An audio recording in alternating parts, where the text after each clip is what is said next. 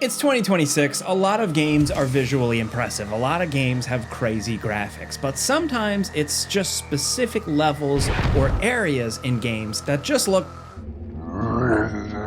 extra good. So today we want to talk about 10 recent game levels with insane graphics. Either way, let's get started off with number 10, with Resident Evil Requiem, right at the start of the game. This is probably the single most impressive singular street that's appeared in a game in a long time, and while you're only here extremely briefly, it seriously could have just been like a 2-minute cutscene and cut entirely if they really wanted to. This segment is just like a real graphical showcase for the RE engine and how far it's come.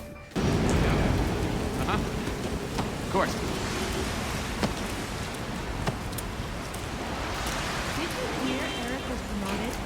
Now, Resident Evil games have made it a tradition to start off with something bizarrely realistic. I remember the opening to Resident Evil 7, which had that like kind of real life footage with in-game assets. The woods you walk through in the start of the game were shockingly realistic, but then the boys at Capcom really upped their game in Resident Evil 9 with this city street here. Whether it's first person as Grace or Leon running around killing zombies in it, it looks damn good either way. But the ray tracing and the ray reconstruction, which is actually an impressive piece of NVIDIA technology, it makes this incredibly dense city scenes just appear extremely crisp. I mean, there's rain, steam, different light sources all over the place, regular lights, street lights, car lights, neon lights, all reflecting, all accurately portrayed. The highly detailed shops all along the streets. But this impressive looks like clear, you know, like there's an impressive lack of smearing or fuzziness or visual noise that you would often see with such a busy scene like this. And the details are just nuts. It's almost photorealistic, especially the parts where you go into the back alley leading up to the hotel as Grace. That segment looks especially real. Even if it's not as visually stunning with all the lights and the NPCs as the street itself, it really is crazy. Now, the actual full level part of this street segment doesn't actually happen until you play as Leon, like I said. He actually gets to run around and fight some zombies along the streets, but it's night and the crowd's running by, the cars have cleared, so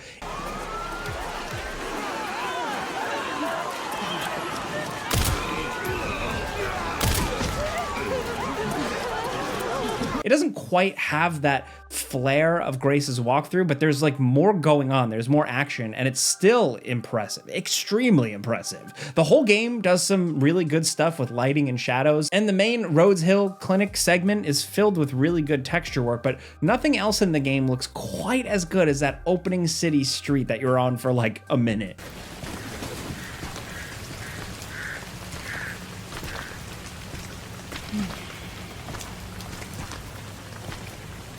Next at number 9, Doom, The Dark Ages, and the Holy City of Aradham and Siege, Part 1. And I mean, the Doom games, the modern ones, have had some of the best cool skyboxes in the business, and Dark Ages goes especially hard with them in two of the best, more visually dynamic levels in the entire game. So we're splitting this one between two, just because the levels are back to back, and they're both pretty nuts in the graphics department. Now, like the last two Doom games, this isn't just an impressive looking game, it also just performs shockingly well. The first part of this entry is the introduction to the flying mount that you occasionally get access to, right? So the start of the mission isn't a lot to write home about, not too much going on. It looks baseline good, but they don't start showing off and really flexing until you reach the titular city and you're treated to this panoramic view, this massive floating city in the middle of like all this chaos. The contrast between the heavily accoutrement of the city and the demonic forces that are assaulting it just makes for like one of the most impressive visuals in the entire game.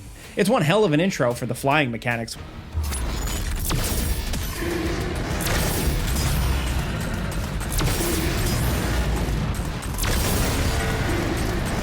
Which are really, really simple, but like this just makes a really visually interesting level. Now, Siege is more of a traditional Doom Dark Ages level, but with a really flashy start that has you march from the busy port through the castle interior before then jumping down to the battleground below. And the actual level design is really simple, pretty straightforward, but the visuals are so stunning. There's so much going on in every little screen, and each major location is just really vertical.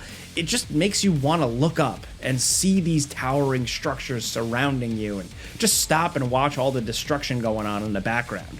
I know it's all just set dressing, but it's very good looking set dressing. And it shows that the guys who make Doom, they still got it.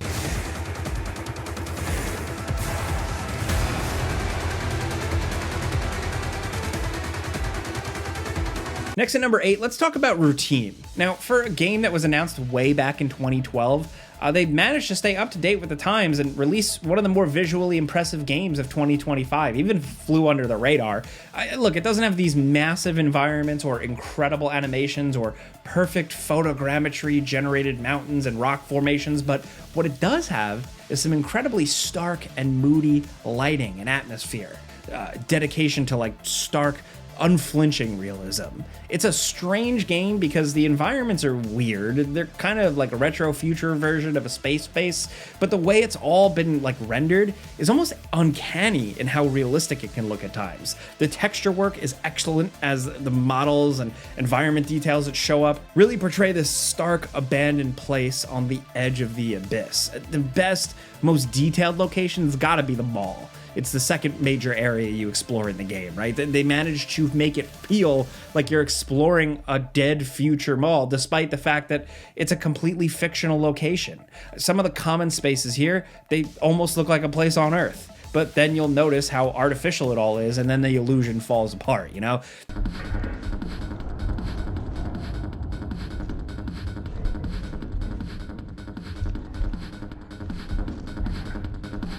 There's some sections with some particularly eerie lighting that just really locks it all in.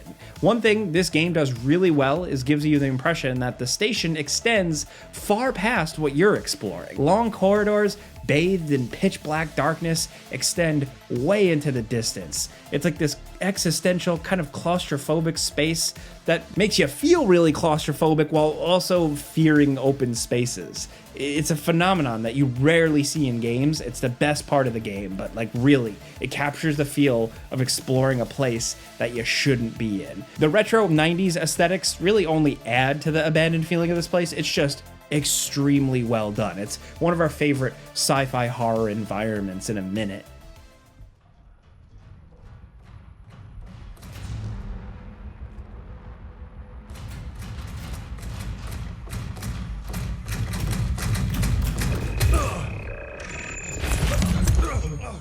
Next at number 7, this is another indie horror game with a tone that strikes a very different chord, but it's still a shockingly good looking game for something that I think sells for just 18 bucks. Look, routine is minimalist and starkly realistic, but Crisol, Theater of Idols here, it's way more lush and specifically detailed. Now, the area that really plays up to the game's strengths is the Mermaid District, and if that sounds like something right out of BioShock, then you'd be right, because this area is absolutely stacked with little world-building details that doesn't just give this location far more character than you'd expect to see, but it's actually all done with this like crazy obsessive attention to detail. This is an island that like worships the sea, and so the ocean motifs are everywhere, from the dining sets to the faucets that have little starfish for handles.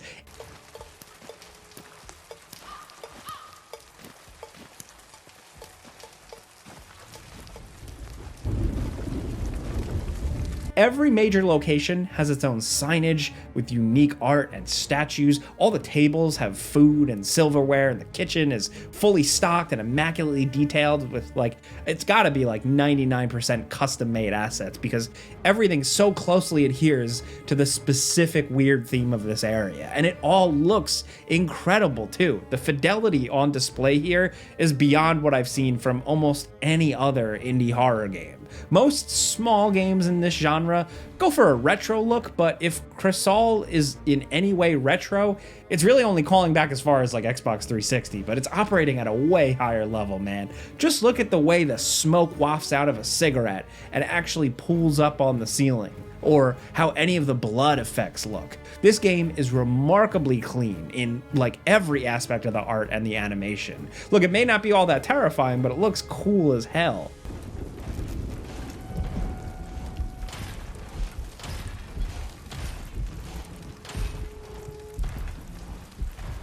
Next at number 6, in Mafia the Old Country, like, it's just a great looking game all around. You know, the open world is the real showcase, but if you want a perfect example of the sort of impressive details that the game is capable of, then look no further than the mission where you have to sneak into the opera house to assassinate a guy. So most of your time in this mission will be spent underground or inside the opera house itself. So there's not a lot of those amazing vistas that you know the game is capable of, but it makes up for scale with some extremely impressive texture work, modeling on even the most inconsequential details, and like a wild amount of variety for a mission that can be completed in less than an hour or so. Like, it's a place you never really go back to either. Now, it's got this fantastic soft lighting system that is deployed in some of these caves that you have to spelunk through to reach the opera house. And some of the spots are so detailed that it's hard not to just like stop and look at them for a while. Like,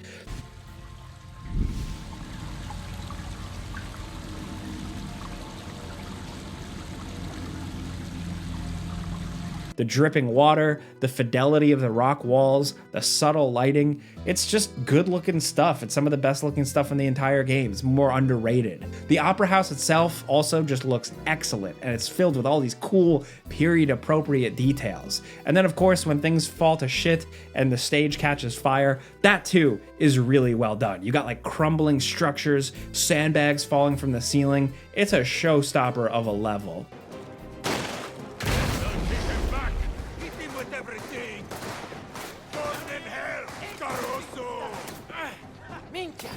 Now at number 5, the second High on Life game, High on Life 2 from Squanch Games. It's pretty underrated, and it is also a major step up in graphics from the first game. The commitment to a expressive, high contrast art style is still here, but now the fidelity of just about everything is like way higher. Maybe it doesn't look as good as the pre-release trailers made it out to be, but a lot of the time this can be a really nice looking game, especially if you're maxing out graphics settings on PC.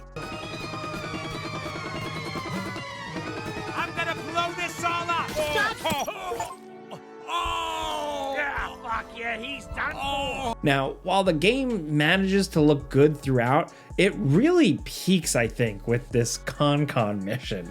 You infiltrate a convention filled with different conventions to assassinate a politician. Look, this is a wild, weird visual treat from the beginning. It immediately throws you into the madness with a literal battle for parking in the floating garage before getting to the actual main meat of the level, which is about bouncing around between the various floating structures. You go from like one visually distinct convention to another, just trying to hunt your target. It is, of course, still really goofy. You know, it's got tons of weird looking NPCs and the game's trademark giant mascot heads floating all over the place. Attention HumanCon attendees, we apologize for the inconvenience, but the convention is temporarily closed. The view is also massive, and there's just like a lot of stuff to see in every vignette you come across. Every major area you pass through has its own unique coat of paint that makes each area just really feel like its own thing. It's a huge level, filled with all these bespoke details that are never going to pop up in the game again. It's not just the most visually interesting level in the game, it's also the best one, with multiple unique boss fights, some absurd twists, and some good comedic bits. This game is actually pretty sweet. Next at number 4, Wuchong Fallen Feathers. This game kind of got passed over because it's not as visually impressive as something like Black Myth Wukong, but it's also not as mechanically satisfying as something like Kazan, the first Berserker. That puts it in this weird awkward position, but it still doesn't mean that that isn't an incredibly impressive looking game.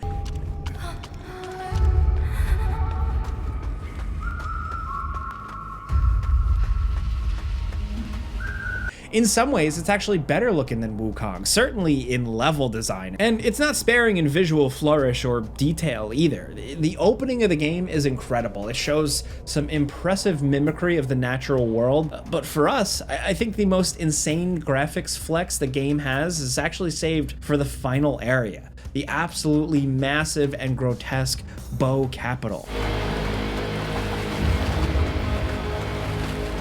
Before reaching this place, it seems like the game's wrapping up, but it's got like one more crazy trick up its sleeve. This labyrinthian final nightmare zone that's become twisted beyond recognition by these like corrupting forces of whatever. I forgot what actually happened in the story, but look, all that matters is that the capital is covered in a lot of nasty red stuff. It's twisted, it's alien, it's weird as hell, but it all just looks incredible. We've seen a lot of games that like wrap up the areas in like flesh-covered red nightmare stuff, but this game manages to give this place a real sort of special grotesque beauty. Stuff like this giant glowing tree, or this field of red flowers, or these giant walkways made of bones that snake all over the place. It just looks great, on top of also being nasty and spooky as hell. There are a couple of unique vistas with this whole one area. It's not just one thing to this place either. There's like massive ancient ruins, this bizarre Bloodborne-esque plant stuff, some weird kind of alien looking stuff, and it's just the variety and detail of it all that makes it work so well. Look, it's not the best game at any one thing, but it still manages to be pretty stunning when it wants to be.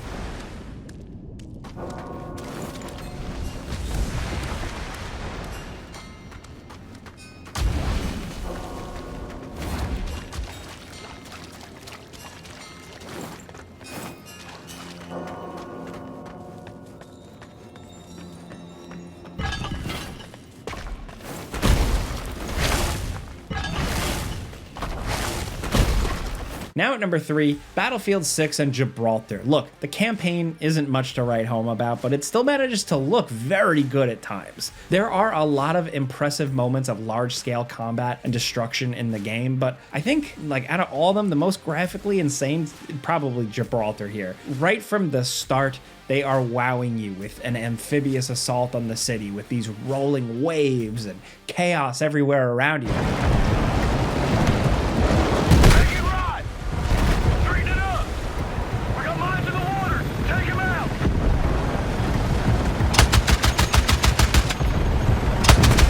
Plus, the sun is shining, you got the Mediterranean beauty of the city, it is on full display, but it's all falling apart before your eyes. Like, the level just really plays to the strengths of DICE's engine here. The scale of the conflict is massive, and there is a lot of destruction, and a lot of it is caused by you. I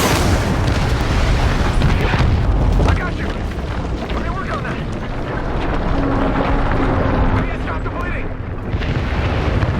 Nobody blows up a building quite like these guys at this point, and you get to see that destruction multiple times in this level. Engineer, KIA! I'm moving! Commence firing! Building's coming down! Because you start on the beach, you fight through the city, you travel up into the hills through Old Town, and finally confront the bad guys in a public square. And it is all seamless. There's like a ton of visual variety in all the locations. It's just an impressive achievement of a level, and probably the best in the campaign, because it actually manages to incorporate some real good Battlefield gameplay mechanics into a linear mission with all these cool set piece moments that just make it feel natural. If only every other mission in the game could be this much fun to play and look this good, then that would be special. But at the very least, if you play any single player for Battlefield 6, check out this level. Roger that! Weapons free! Now at number 2, Metroid Prime 4 Beyond. Look, the game has some disappointing elements. It's not perfect, but one thing you cannot take away from this game is how incredible the game looks in motion. It is a really good looking game in certain spots, and I think Retro Studios really deserves all the kudos for whatever magic they used to get this game to look this good and run well on the Switch. It just goes to show that you don't always need the most powerful hardware to create levels with insanely good graphics. It just takes an extremely talented studio and a good visual style to really do it. Now, the standout location here, if you've played, you probably know, it's the Vault Forge. You know, you go to these other areas that are kind of barren, like, you know, the deserts and the wastes and stuff like that, but the Vault Forge is like visual overload.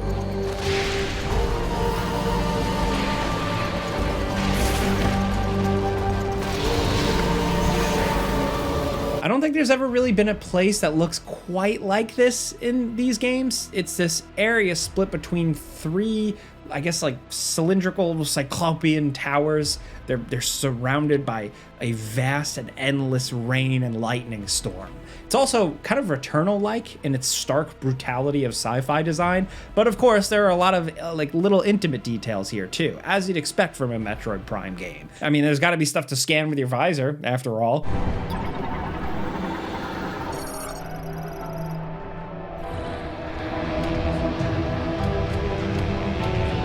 The lightning, some of the water, the overall design of this place combined with the art design just really create one of the more memorable locations in the entire series. It is imposing. It really has that wow factor. There's actually a little bit of the Sanctuary Fortress from Metroid Prime 2 here, but what makes this place different is just how big it all is, while also being detailed.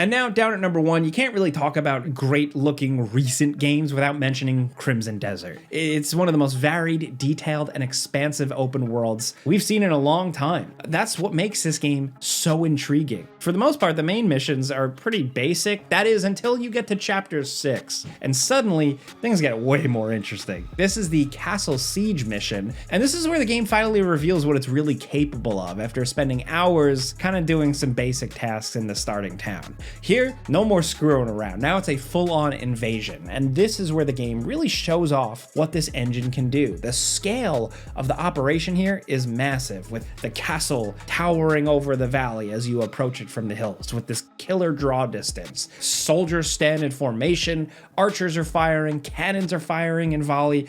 There's just so much going on before you even join the battle, and it's all done in a scale that a lot of open world games aren't really capable of.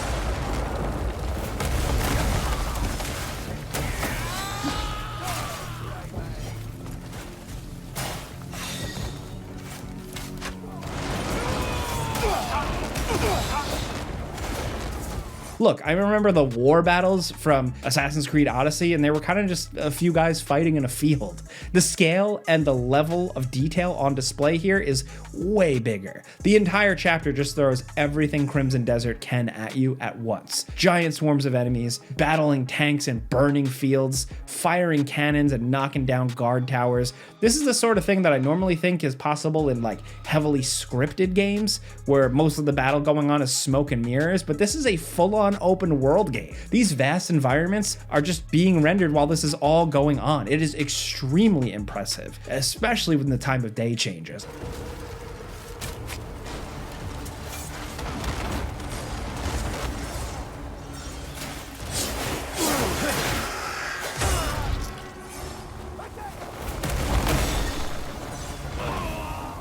I just can't help why they didn't front end the game with something this cool. It starts off so slow, but this whole mission is a way cooler introduction than the actual intro we got. But still, either way, this entire chapter is insane. It's fun and it looks cool as hell.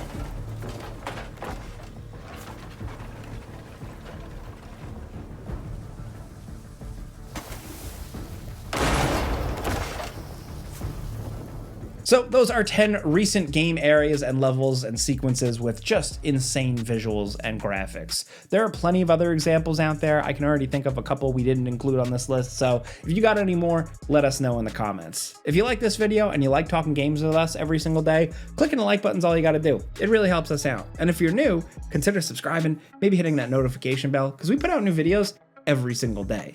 But as always, thanks for watching, and we'll see you guys next time.